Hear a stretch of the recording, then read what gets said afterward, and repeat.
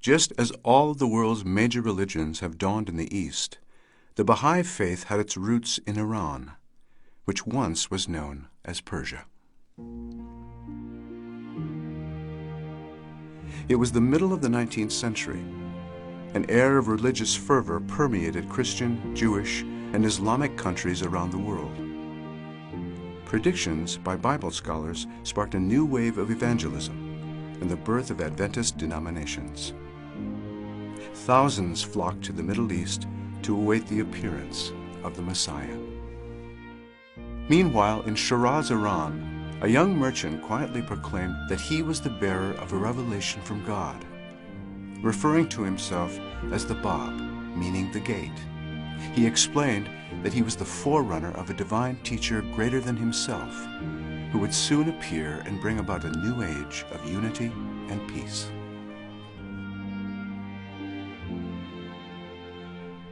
The Bab's spiritual and moral teachings spread rapidly throughout Persian society. He promoted the upliftment of women and the poor, and encouraged universal education and the study of science, themes considered radical in a society still steeped in centuries-old traditions.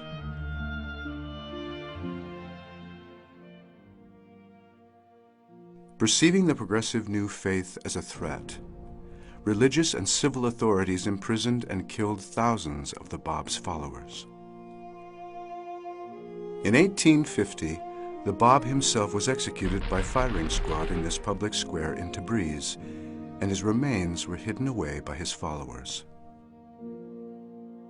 In 1852, in Tehran, one of the most courageous supporters of the Bab, a nobleman named Mirza Hussein Ali, was arrested, tortured, and cast into a subterranean dungeon known as the Black Pit.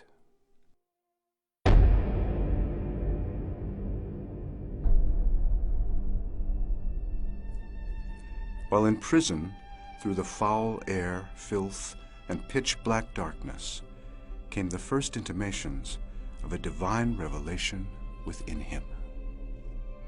He later described, "The breezes of the all-glorious were wafted over me, and taught me the knowledge of all that hath been. This thing is not from me, but from one who is almighty and all-knowing. And he bade me lift up my voice between earth and heaven." When finally released and banished to Baghdad, he began to revive the dispirited followers of the Bab. In 1863, he publicly declared that he was the promised one of whom the Bab had spoken. He took the name Bahaullah, meaning glory of God, and his followers became known as Baha'is.